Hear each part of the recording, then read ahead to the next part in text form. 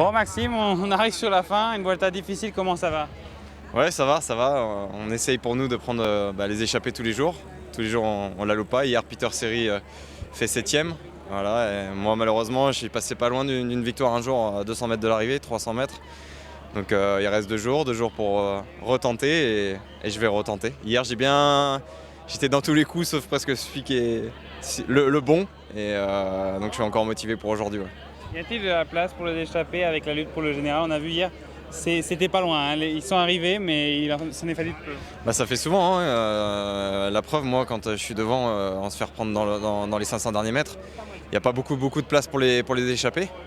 Et comme tous les grands tours. Hein. Et maintenant avec un écart de 3 secondes entre les leaders, ça laisse peu de chance peut-être aux échappés parce que les bonifs peuvent être importantes. Et donc voilà, pour nous on a aussi Brambilla qui est 12e au général, ce qui est pas mal. Et 3 secondes, ça peut être une cassure dans un sprint comme aujourd'hui, ça peut être une bonif, donc il peut se passer plein de choses. Ça peut être un coup de bordure aussi, hein, on ne sait jamais. L'étape du jour, vous la voyez comment?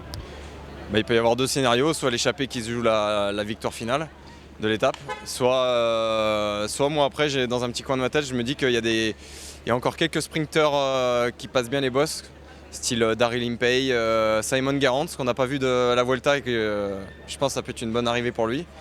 John Degenkolb, ils ont le maillot rouge mais ça peut être aussi une bonne arrivée. Sbaragli, voilà, donc il y a encore des coureurs qui peuvent se jouer la gagne à la pédale avec le peloton.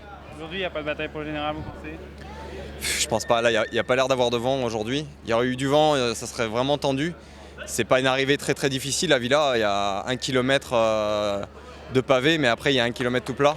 Je pense pas qu'il y ait une grosse bagarre entre les meilleurs. L'étape de demain, vous pouvez nous la présenter? L'étape de demain, déjà, il y a un départ très difficile en col avec la Nevada Cerrada, que je connais bien. J'avais fait 7ème à Bola del Mondo il y a 3 ans. Et c'est un col assez roulant non, parce que ça doit être à 7-8%, mais il y a une capacité moins grande de coureurs qui peuvent aller dans l'échappée par rapport à aujourd'hui, une étape qui part sur du plat.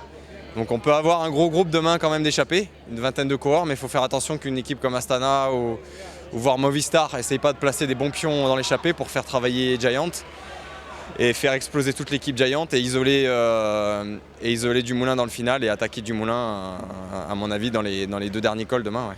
Parmi les 2 étapes qui arrivent aujourd'hui et demain, c'est laquelle que vous préférez? Personnellement, moi j'ai plus de chance on va dire pour aujourd'hui sur une étape comme aujourd'hui.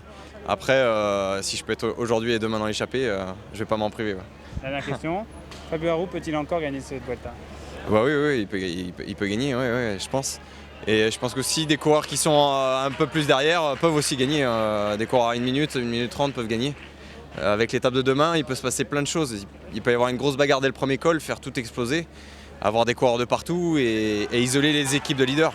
Et je pense que c'est ce qu'il devrait faire, à mon avis, pour isoler Dumoulin, je pense. Du coup, votre favori?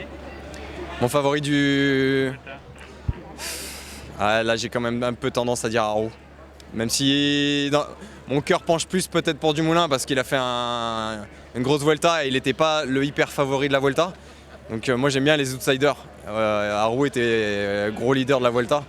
Mais j'espère que Dumoulin va s'accrocher. Mais avec l'étape de demain qui est quand même difficile, 3500 mètres de dénivelé, des cols assez pentus demain, je pense qu'Aru va dynamiter la course.